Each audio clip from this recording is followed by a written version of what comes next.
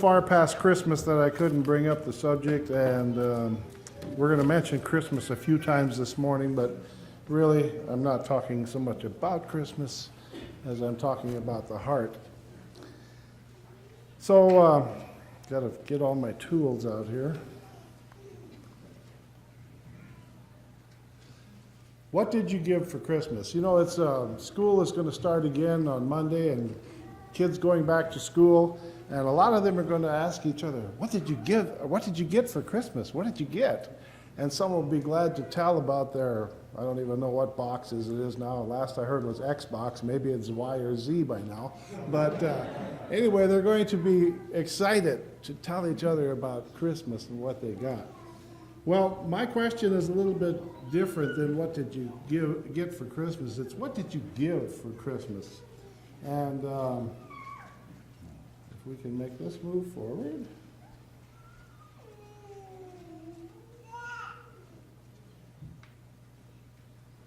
Okay, my aim today is to inspire a spirit of giving of your time, talent, energy, and resources in the church. So there it is. I laid it out for you. That's what I'm hoping to tell you. That's what I'm hoping to inspire within you this morning. So I want to tell you about an experience my wife and I had. Guys, when you see me do this, give me a little help if we need to. A few years ago, Cheryl and I found an opportunity to do gift wrapping at the Kirkwood Mall in Bismarck, North Dakota. And they do that from time to time right out there in the hallway. The mall at Kirkwood has about 118 stores, so there's quite a few people roaming by. And this gift wrapping service was for diabetes. Any money collected was going to go for diabetes education. Since I'm a diabetic, I thought it was interesting, and we wanted to do that. And so, as I was wrapping gifts, I would try to engage the people, ask them some questions. And one of the things that I asked was, what did you give for Christmas? And I actually changed it a little bit, and I asked, what is the most important thing that you are giving for Christmas? And one man said to me, well, I think the most important thing I'm giving is love to my wife. I didn't go any farther with him. I didn't know if there were problems or if he just wanted to take the time to reconnect and draw closer to his wife. But I thought it was a great answer. Of course, there was a lot of other answers that people gave me, like one person said, well, I'm giving this watch, the one I was wrapping, and that he thought was going to be his most important gift that he gave. Another lady told me, well, I am going to go visit my mother, and she has cancer. And her gift was actually taking time off from work, traveling several states, and being about a month or so with her mother. And I thought that's a great gift. And then there were these two young girls that came to me, and they brought this brown pair of boots, very much like the ones on the screen. I don't know why I saw those boots. Maybe I had to find them a box. So in addition to the wrapping paper, we had a stack of boxes. But I know I saw the boots, and I asked them, what is the most important thing that you're going to give for Christmas? And they said, probably these boots for Dad. And then they volunteered some information. His others have holes in them. And then one of the young girls said, he doesn't look out for himself, or he doesn't buy for himself. Now, of these various responses that I got, some you could easily see were a watch, maybe earrings, whatever the case was. But some of these people had some thoughtful responses. These two girls, in their response, told me that here's a dad, a hardworking dad, who loves his family, takes care of his family, but he neglects himself a little bit. The lady who went to visit her mother told me of love between parent and daughter.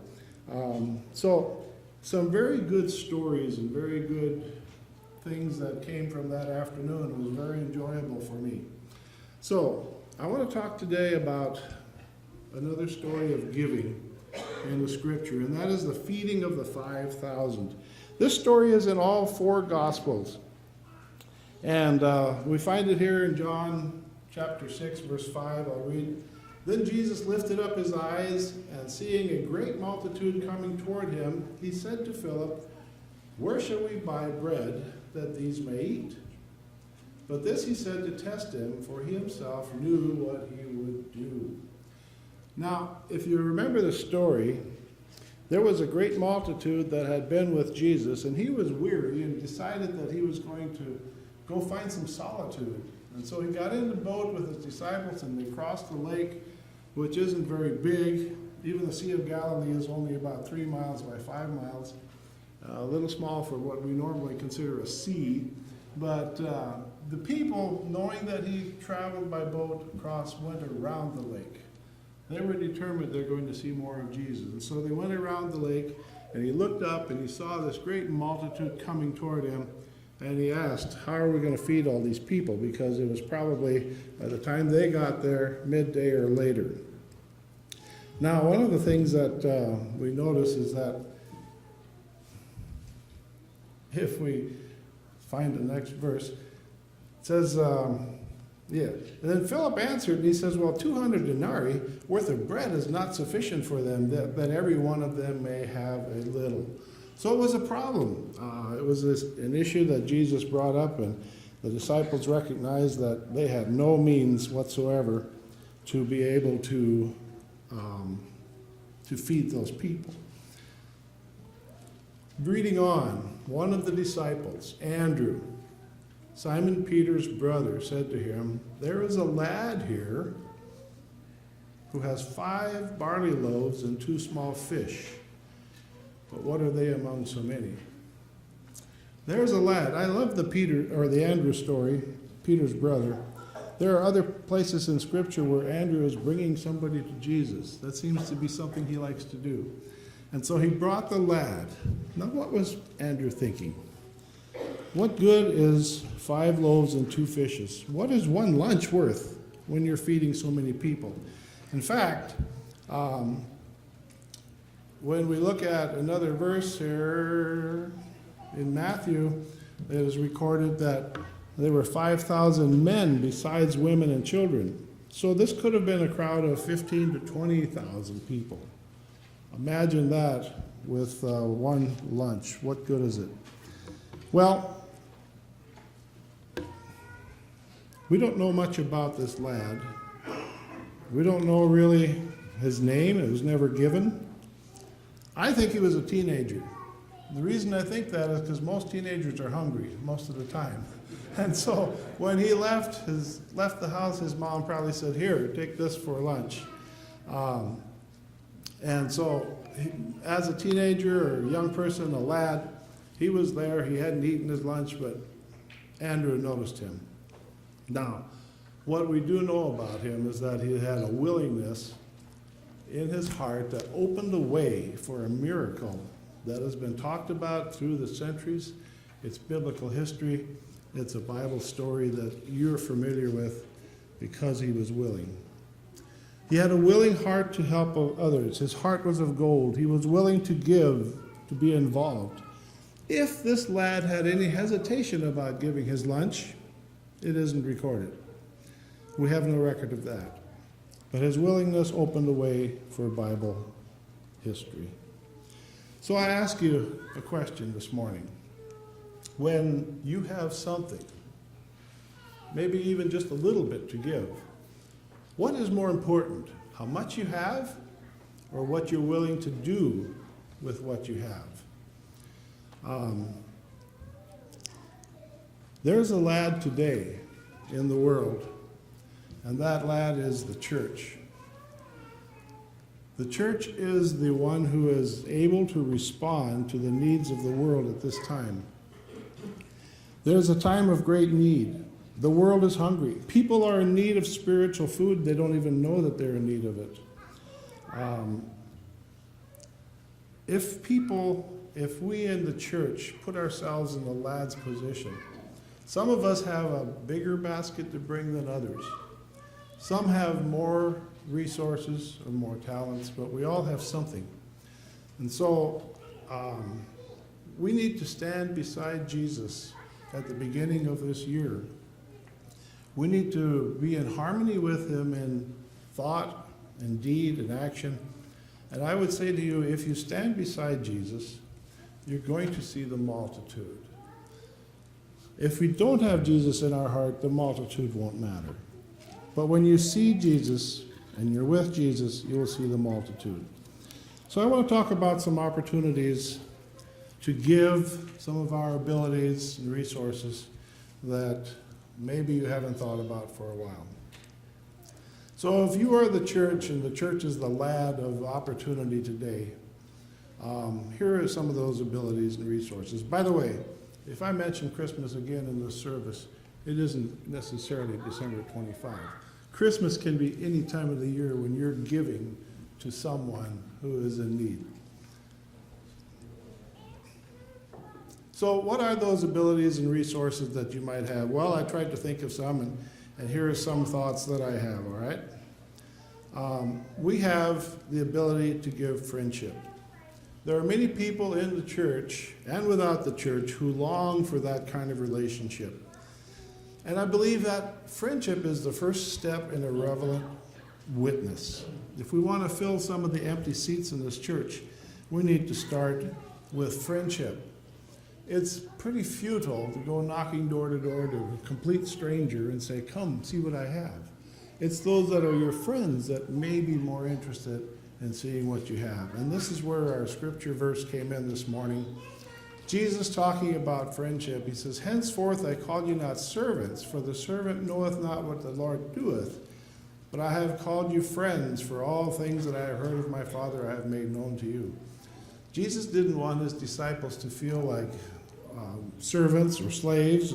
They were his friends, and he wanted them to experience that feeling in their hearts to be friends and to have friendship. So what are some of the other things we can do? There's the ability to participate in church activities. You need to be a part of the church that shares your ideas, your biblical knowledge and understanding. I want you to share your exclamations of faith, which helps me to grow. And a great place to do that is in Sabbath school.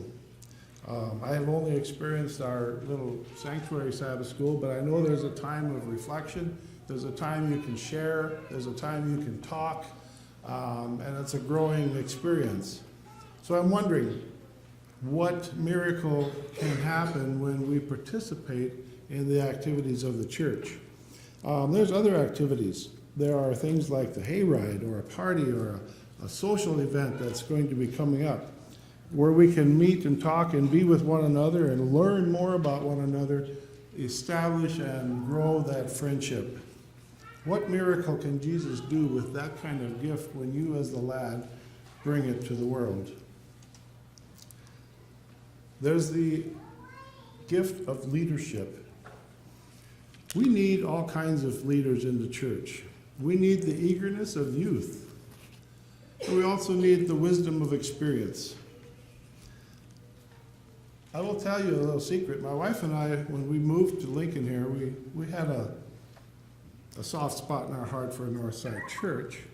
But we also considered, well, should we attend this church or that church or what church?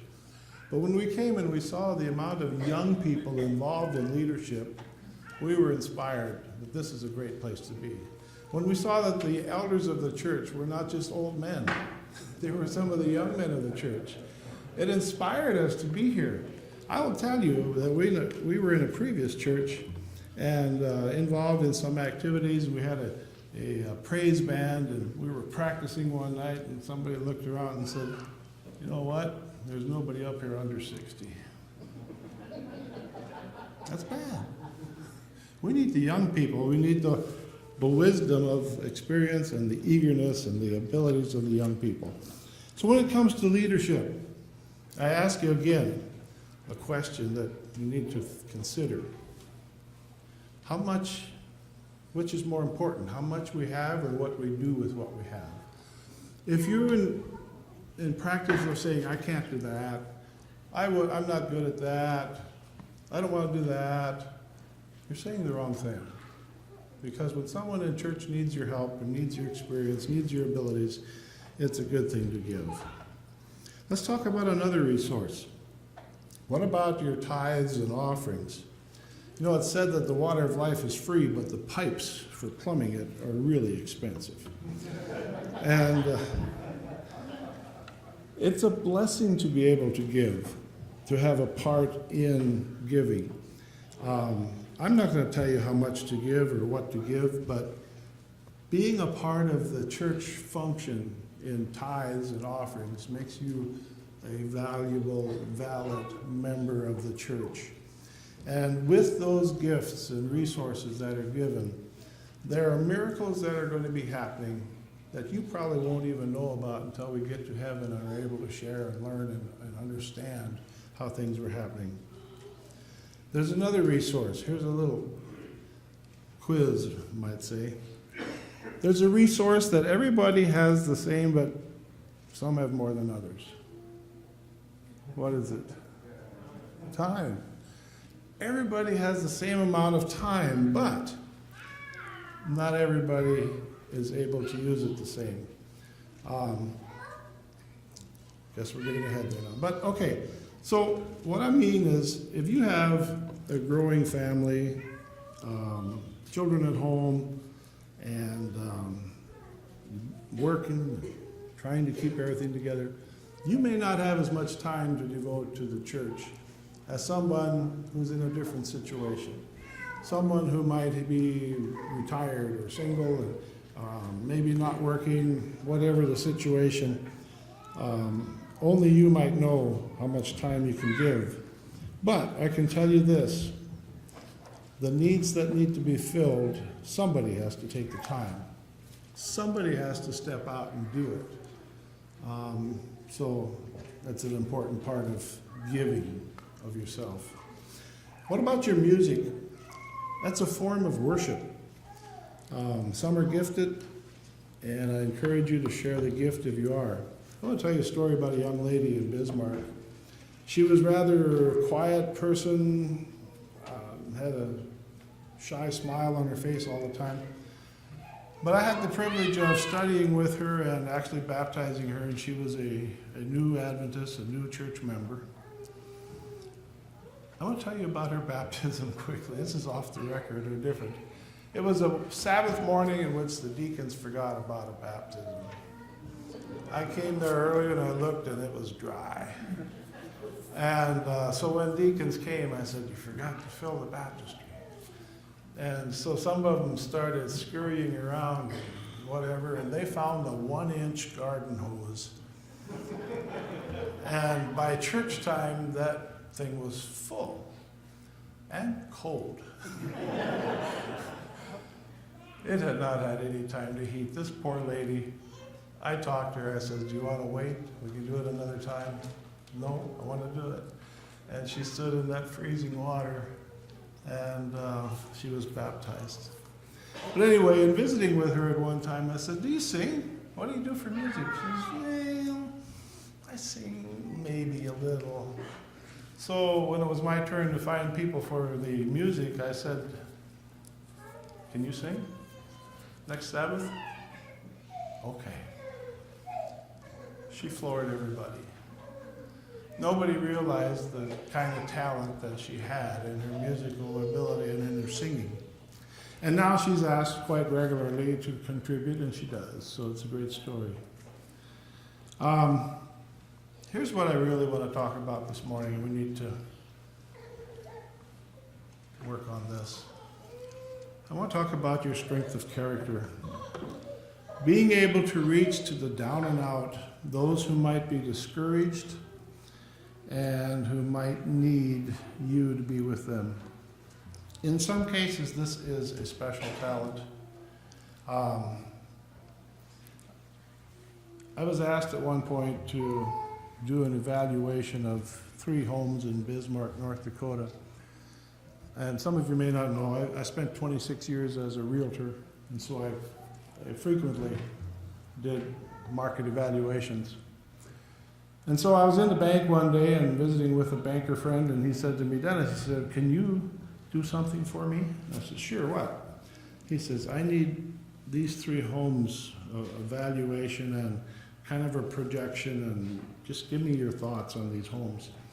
Well, these 3 homes were owned by an organization called Charles Hall Youth Foundation, or Youth Services. Charles Hall Youth Services took in kids that are in their teen years. All of them that came there were there by court appointment. These were kids that sometimes had been in trouble with the law.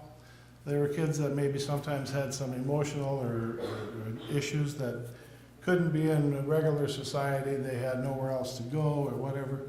And so Charles Hall took them. 2 of those homes were for girls, 1 was for boys. I'm not sure what that says.